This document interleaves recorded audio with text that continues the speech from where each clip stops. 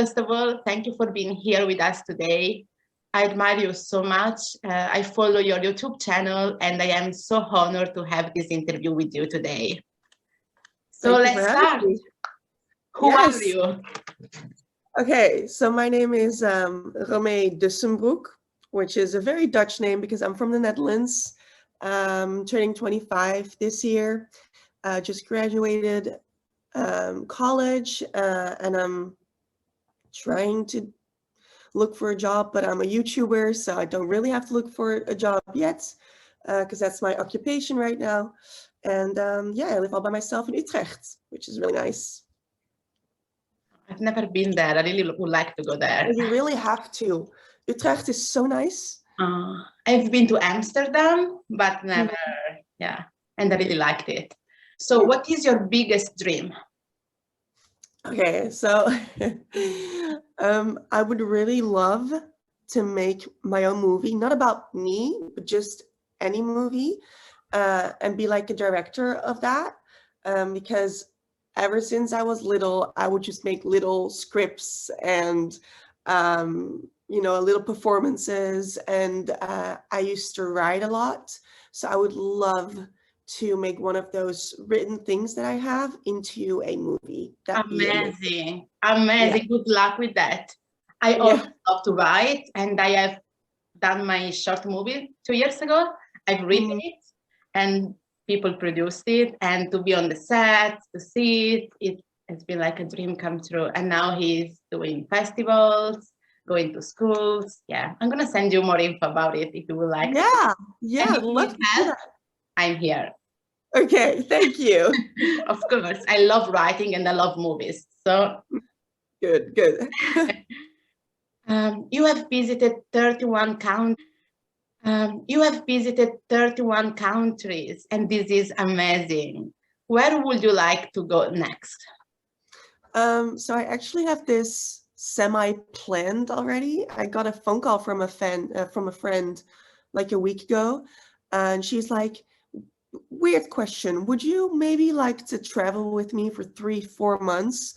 And I was like, sure, let's go. Where do you want to go? And she's like, are you serious? I was like, yes, I'm serious. I'd love to travel. Where would you want to go? And she's like, I don't know yet. Where do you want to go? And I said, South America, because I haven't been yet. So at the end of this year, I'm going to South America with my friend. Don't know what countries exactly. I really want to see Patagonia. I don't know what that is in English, but we say Patagonia. But yes. Yeah.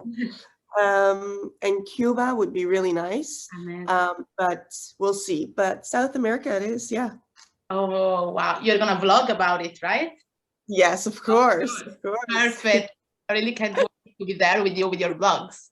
On August 2020, you have been diagnosed with cancer. Can you please tell us more about it? Yeah. So in August of 2020, I ended up in the hospital because of a severe cough and pressure on my ribs. They first thought it was a lung embolism, which is also not really good, so they wanted to check that out. But it turned out that I had a tumor at my lung. It wasn't lung cancer. That's what a lot of people thought at the beginning. Not lung cancer. I had Hodgkin lymphoma, which is lymph cancer. We started chemo because I had a really aggressive type of cancer. My cancer was growing really fast. So we had to start chemo as soon as possible after doing my eggs, because you can get infertile if you do chemo. So they wanted me to freeze my eggs, which I did. And then we did chemo. I didn't respond to the first one, didn't respond to the second type of chemo, didn't respond to the third type of chemo. And then we did a fourth type of chemo with a stem cell transplant. And then I learned that that also didn't work. We did get to shrink the tumor, but it was too strong to actually go away. So the chemo didn't have the right effect on my body that the doctors wanted. So we ended up doing radiation as well. And that actually cleared the cancer. So that was really nice. It was a journey of 1.5 years, really rough. but I made it. So Yes, yeah. this is the important thing, and I'm so grateful about it. I'm so happy for you. Thank you. What's the biggest lesson you have learned from your journey with cancer? Yeah, that's such a difficult question, but I think I learned a lot about myself, and I've grown a lot as a person. That's also what a lot of other people tell me who know me from, before that. But I learned to stand up for myself, which is weird because as a patient, you shouldn't really have to worry about it for yourself. Oh, no, sorry, Siri responded to my voice. As a patient, you want to be taken care of, but I've learned that you really need to stand up for yourself. Otherwise, things go wrong or they won't listen I've to seen you. that in your vlogs. So many things Yeah. happened to you. And I was like, Yeah. I can't believe it. I can't believe it. It was insane. And if that happens to me, to a person who stands up for herself, can you imagine what might happen to other people who cannot stand up for themselves?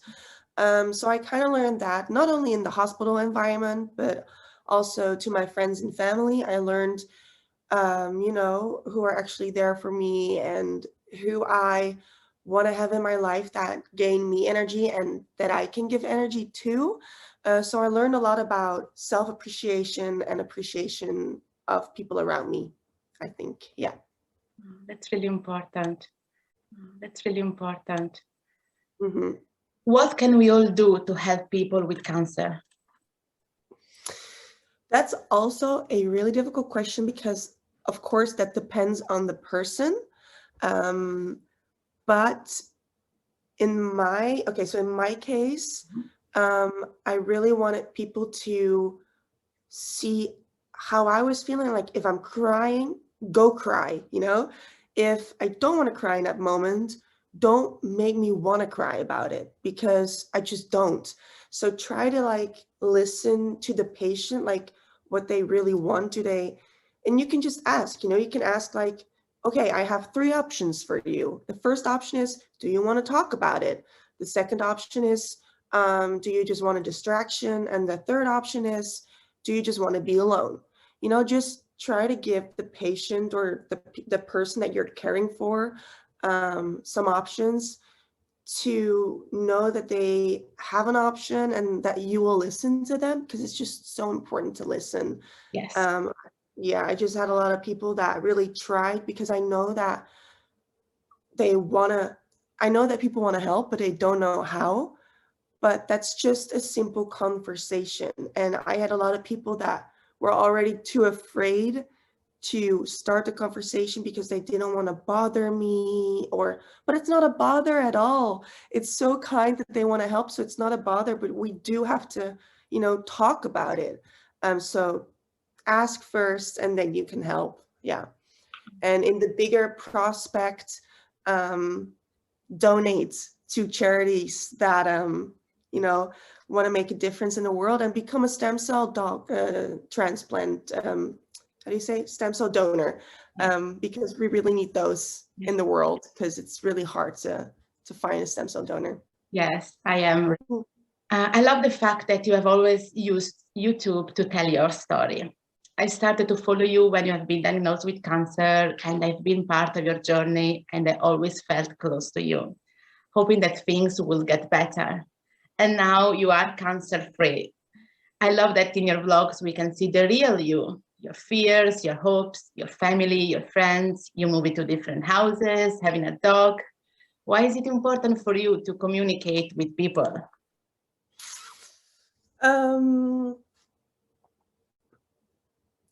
Well, as I said, if you don't communicate, people don't know what's going on. I've been watching YouTube for a very long time, like different people, and a lot of those people try to become this persona in front of the camera. that they're not. I mean, those are the real people, but they don't show like the downsides of it. You know, everything on social media is happy, happy, happy. And I do that too. I'm not gonna lie. You know, on Instagram, I post more pictures that are happy than what's actually going on. But I think it's important. I mean, I never in a million years would have thought that I would go viral and that I would share my story with the world. That was never a plan. I never planned that. Before that, I made a lot of travel vlogs or things I did on my bucket list. And it was just a lot of fun to share that. And I wanted to keep on sharing that because I used to do that all the time. It's my way to communicate. It's my way to express myself. And I'm a really difficult person to talk emotions with. You wouldn't think that, but I find it sometimes really difficult to talk about my emotions, but in front of a camera, I don't mind, because normally when I do that, I'm by myself. So I don't see those hundreds of people that are watching my video. I just see my camera. So in this way, I, try to open up myself to other people while still doing the things that I love, and that is editing and making these videos.